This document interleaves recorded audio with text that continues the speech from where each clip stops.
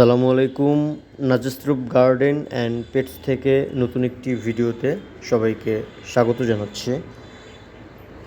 আমার এই চ্যানেলে কিন্তু প্যারা গাছ সম্পর্কে কয়েকটা ভিডিও করা আছে এবং প্যারা গাছের ডাল কাটিং সম্পর্কে, প্যারা গাছের পরিচর্যা সম্পর্কে অনেকগুলো ভিডিও করা আছে। তো আজকেও যে বিষয়ে আমি এই ভিডিওটি শ্যুট করতেছি সেটি হচ্ছে আমার একটি থাই ভ্যারাইটি প্যারা গাছ। গাছটা মাশাআল্লাহ আপনারা একটু দেখতে পারতেছেন যে গাছটা কিন্তু মাশাআল্লাহ অনেক ঝোপালো হয়ে গেছে এবং মোটামুটি ফল সেট হয়েছে। কিছু কিছু ফল এখনও আছে গাছে, প্রায় সব মিলে 15 থেকে 20টার মতো ফল হবে। তো যে পরিমাণ গাছটা বাড়ছে বা যে পরিমাণ গাছটা ঝোপালো হয়েছে হিসেবে কিন্তু তেমন ফল হয়নি। কিছু কলি আসছে এবং কিছু ফল আছে, এগুলা হিসেবে তুলনামূলকভাবে খুবই কম। তো যাই হোক, আজকে আমি কিছু কিছু ডাল এখান থেকে দেখে দেখে ছাঁটাই করে দিব, যেগুলোতে ফল আসার কোনো সম্ভাবনা নেই, কিন্তু এই ডালগুলো ছাঁটাই করলে গাছটা একটু হালকা হয়ে যাবে এবং বিশেষ করে গাছের নিচের অংশে যে ডালপালাগুলো বেশি হয়ে আছে বা বেশি ঝুলে থাকার কারণে উপরের যে সূর্যের আলোটা পুরোপুরি গাছের গোড়া পর্যন্ত না পৌঁছানোর জন্য আমি জায়গাগুলো একটু ক্লিন করে দেব, পরিষ্কার করে দেব এবং একটু ছাঁটাই করে দেব, যাতে সূর্যের আলোটাও একেবারে গাছের গোড়াতে কিছুটা হলেও পড়ে। এবং এটা সবাই জানে ছাদ বাগানিরা যে একটা গাছের নিচের অংশটা পরিষ্কার রাখা খুবই জরুরি। নিচে যদি ডালপালা হয়ে থাকে, যদি ডালের পালার ভিতরে পাতা হয়ে থাকে, তাহলে দেখা যায় যে সূর্যের আলোটা ওইখানে পৌঁছায় না।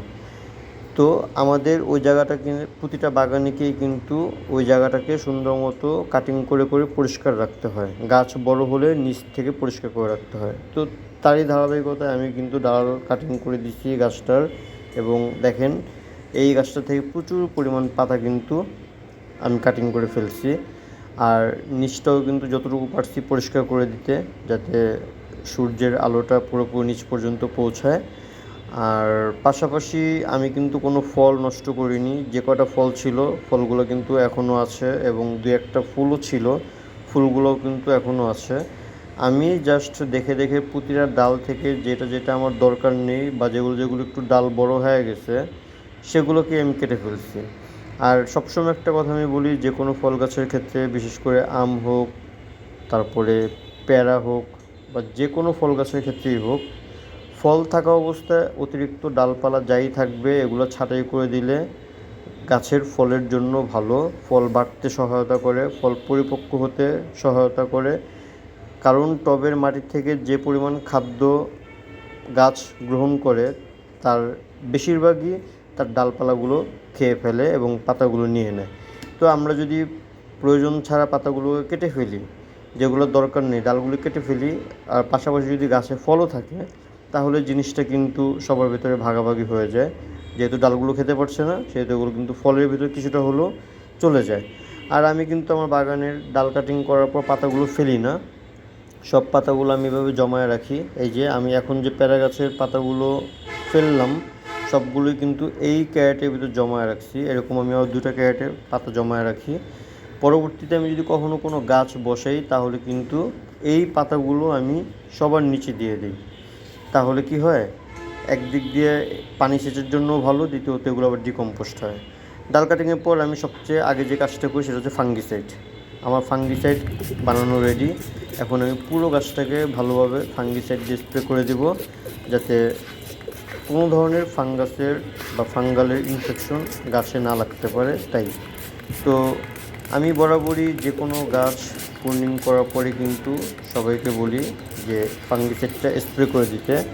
আর যেহেতু সামনে বৃষ্টি সিজন, বৃষ্টি যে কোনো সময় হয়তো শুরু হতে পারে, তো এ সময়ে দেখা যাবে যে নতুন যে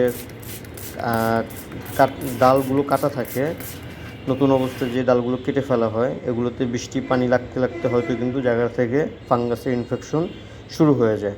তো এই জন্য আমাদের ভালোভাবে গাছটাকে পুরোপুরি স্প্রে করে দিতে হবে, যাতে প্রতিটা পাতার উপর নিচ ভালোভাবে ভিজে যায়, স্প্রে হয়ে যায়।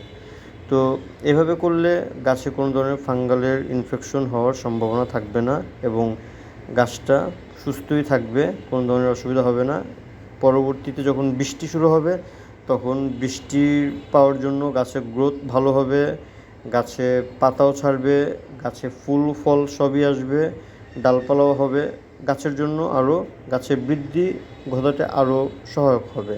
কারণ আমরা সবাই জানি যে বৃষ্টির সময় কিন্তু যে কোনো গাছের গ্রোথের জন্য উপযুক্ত একটা সময়। আর অবশ্যই আপনারা চাইলে গাছে যখন নতুন নতুন পাতা আসবে কীটনাশক এবং পিজিআর স্প্রে করবেন। অবশ্যই একসাথে দুটো করতে পারবেন না, হয়তো আজকে যদি কীটনাশক স্প্রে করেন তাহলে 1 দিন বা 2 দিন পর আবার পিজিআর স্প্রে করবেন।